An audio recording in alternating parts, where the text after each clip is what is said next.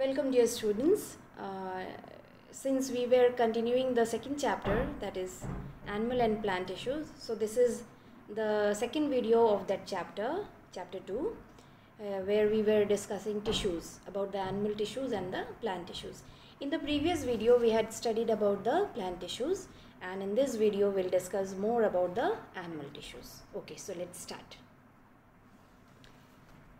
See, the animal tissues, we have four kinds of animal tissues, right? They are epithelial tissue, connective tissue, muscle tissue and neural tissue. So these are the four major kinds of tissues found in the animals. Let's learn about the epithelial tissue. The epithelial tissue, we know they are the most important tissue, which is also known as the protective tissue. Why it is known as the protective tissue? Because it covers the body surfaces and lines various body organs, various cavities and internal organs, including the blood vessels. These are found mainly in the outermost surfaces of the skin, lining surfaces of the mouth, nose, lungs, stomach, etc. The shapes of the cells may be flat, may be cuboidal or columnar. Now there are different types of epithelial tissues. The different types of epithelial tissues are squamous epithelium. These tissues are found especially in the mouth lining, nasal cavities and also in the blood vessels, the lining of the blood vessels. Next is the stratified epithelium. The stratified epithelium is the kind of epithelial tissue which are found in the cornea, that is in the eyes and our skin. Next is the cuboidal epithelium. The cuboidal epithelium is also a kind of tissue, epithelial tissue, which are found in the kidney tubules, especially they are found in the kidney tubules. What are the kidney tubules? The cells of the kidney, okay? The functional unit of the excretory system, that is the nephrons, and the ducts of salivary glands. We have our salivary glands now, that is the part of the digestive system. So the ducts inside that duct is also composed of the cuboidal epithelium, and also the pancreatic ducts, the ducts of the pancreas that carries the juices and all, no, pancreatic juices and other enzymes. So in that duct also the cuboidal epithelium it is composed of. Next is the columnar epithelium. Columnar epithelium, this is also a special kind of epithelial tissue which are found mainly in the inner lining of the stomach, intestines, and is of two types. So the columnar epithelium is further classified into two types. They are ciliated columnar epithelium and glandular columnar epithelium.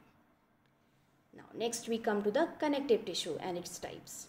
See, connective, the word connective sounds as if connecting something, combining something. No, it is binding something. So it is a kind of tissue that binds one tissue with another and also connects various organs. It is classified as connective tissue proper. Connective tissue proper serves for packing and binding the organs. The subcategories are areolar tissue and adipose tissue. Please pay attention here. The connective tissue is again further classified into three categories, right?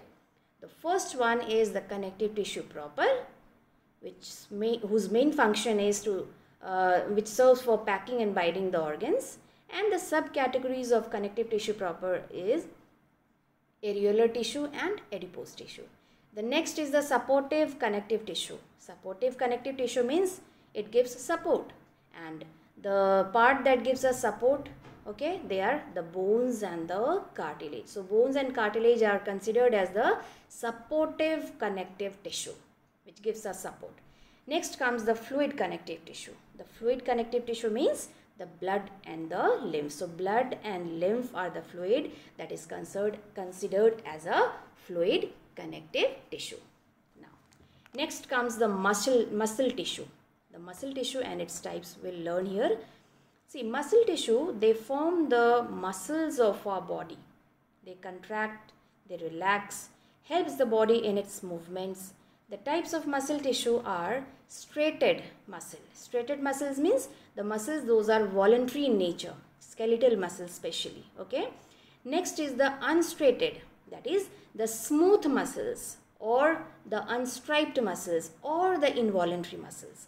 Now let me tell you voluntary, involuntary, like in the previous we studied about the striated muscle, no? So striated muscle is a voluntary muscle. It is also known as a voluntary muscle. Why? Because it obeys our will. It is in the control of our will. Okay, it acts according to our will. Whereas the unstriated muscle, which is also known as the smooth, unstriped or involuntary, they do not obey our will. Means they are not under our control. Now the third one is the cardiac muscle. Cardiac muscles, these are found basically in the heart muscles. Okay, they are also known as the heart muscles. They are found there. And these are involuntary in nature. Means they never obey any will. Okay, they are not under our control. They do not obey our will. And the speciality of the cardiac muscle is that these muscles, the cardiac muscles, they never get tired. Okay, and next we come to the neural tissue. See, the neural tissue, the neural nervous tissue, it is actually the tissue that constitutes our nervous system, right? What nervous system, you know, I hope you all know what is the nervous system. It is an organ system which consists of the brain and the spinal cord, which governs, which regulates the whole process of the body. The life processes are regulated by the nervous system.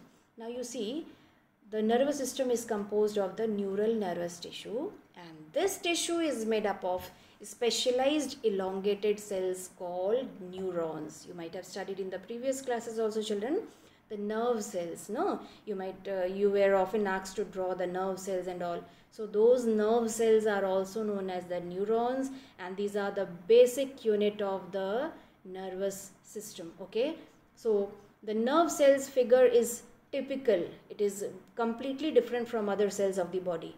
Each nerve cell consists of a cell body, which is also known as the perikaryon or the cyton. Then it contains a nucleus. They have certain hair-like projections, extensions, which are known as dendrites, and then they have a long extension there from the cyton. A long tail-like projection is there, which is known as axons. Okay, and these axons, when they are bundled, they form a nerve. See, there is a difference between the nerve cell and the nerve. Later on we'll study more about it.